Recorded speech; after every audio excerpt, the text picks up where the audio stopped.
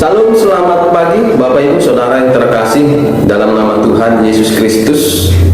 Berjumpa kembali dengan saya Pendeta Rubintang Simarmata dalam Morning Recollection ataupun renungan pagi Jumat 3 Februari 2023. Ya.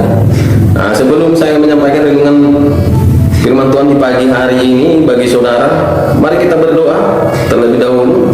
Bapa di surga, terima kasih Bapa yang baik, Tuhan Yesus yang baik, Roh Kudus yang baik. Terima kasih di pagi hari ini kami bersyukur jika di pagi hari ini Tuhan kami masih dapat menikmati anugerah kehidupan yang Tuhan anugerahkan kepada kami, napas hidup yang masih Tuhan beri dan kesehatan.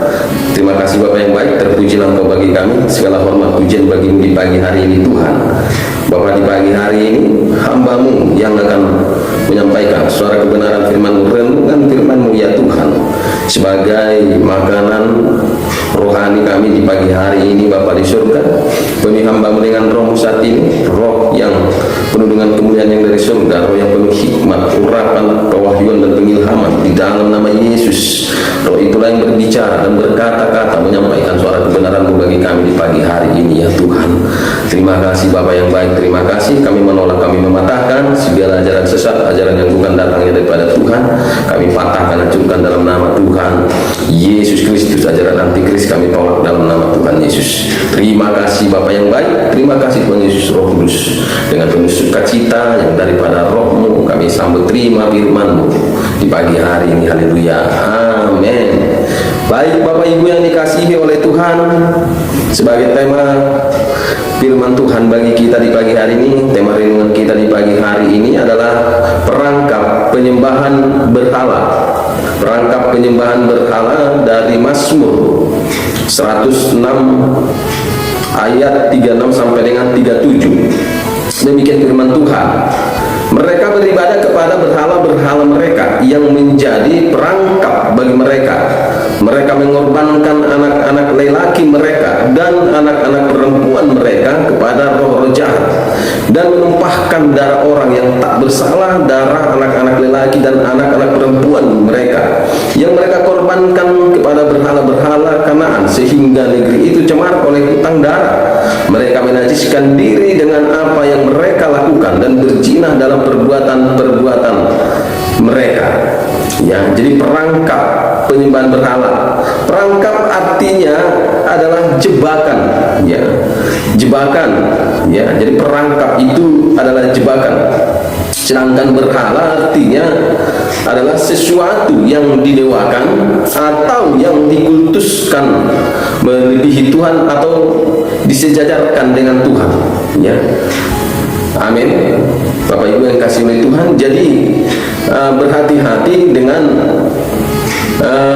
perangkap penyembahan berhala ini. Ya, ini sangat berbahaya karena ini adalah perbuatan, ya, tindakan yang dapat menajiskanmu, ya. Dan ini juga salah satu bentuk perzinahan. Ini adalah perbuatan zina, ya. Zina rohani namanya.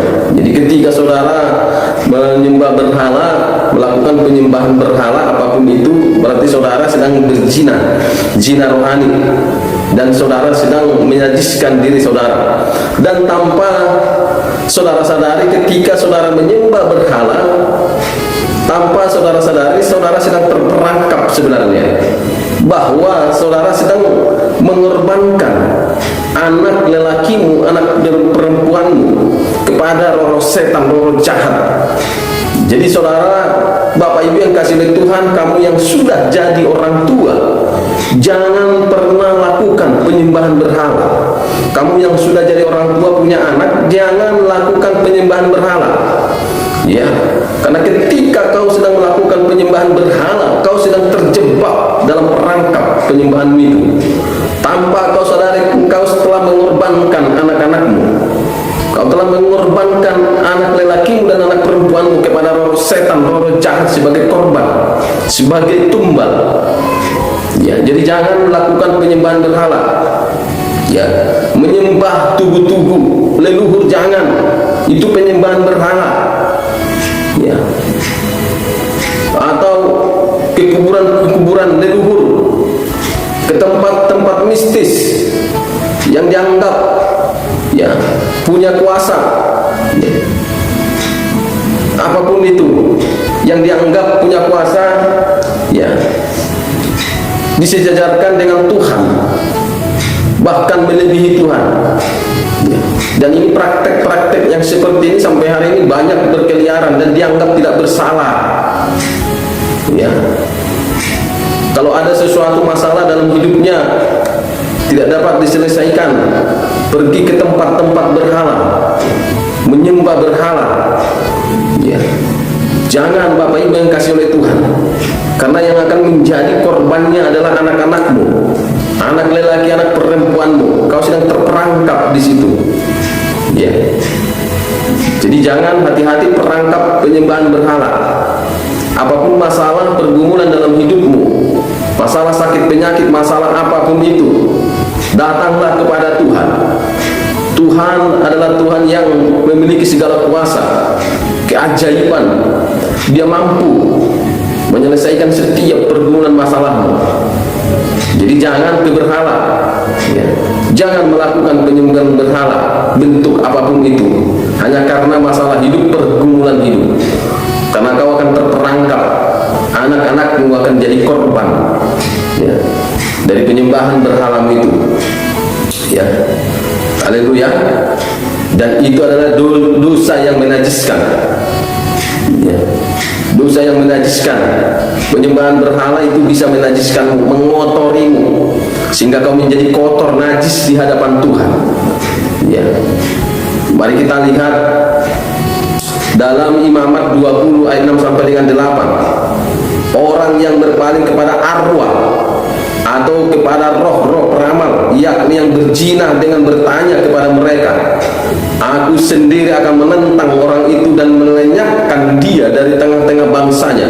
Maka kamu harus menguduskan dirimu dan kuduskanlah kamu, sebab akulah Tuhan Allahmu.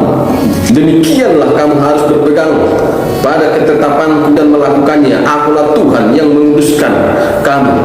Makanya Bapak Ibu Saudara yang dikasihi oleh Tuhan, hiduplah berpegang kepada ketetapan Tuhan, hiduplah berpegang kepada ajaran Tuhan, aturan-aturan Tuhan, supaya saudara jangan menyembah berhala, supaya saudara tidak lagi mempercayai roh-roh peramal, roh-roh orang mati, ya. Perdukunan-perdukunan yang kau anggap punya kuasa setara dengan Tuhan, yang bisa jadi solusi bagi setiap masalah pergumulanmu. Demikian juga roh-roh orang mati, roh-roh leluhur, roh-roh nenek moyang, ya. Jadi hiduplah di dalam aturan Tuhan, di dalam ketetapan-ketetapan Tuhan, ajaran Tuhan, peraturan Tuhan, firman Tuhan. Kau harus hidup di situ. Hidup sesungguhnya 100% hidup di situ, supaya saudara tidak menyimpang kepada yang namanya penyembahan berhala, ya. Pegang itu aturan Tuhan, perintah-perintah Tuhan, pegang, ya.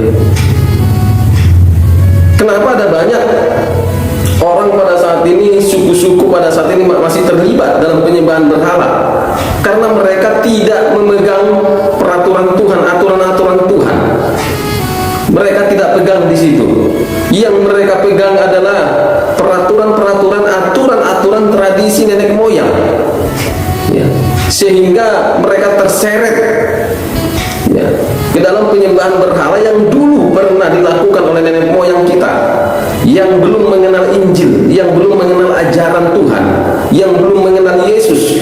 Nah, sekarang saudara yang sudah mengenal Injil, mengenal aturan Tuhan, ajaran Tuhan dari firman Tuhan, mengenal Tuhan Yesus sebagai juru selamat saudara, ya, maka saudara harus meninggalkan apa yang dulu kegiatan-kegiatan penyembahan berhala yang dilakukan oleh nenek moyang.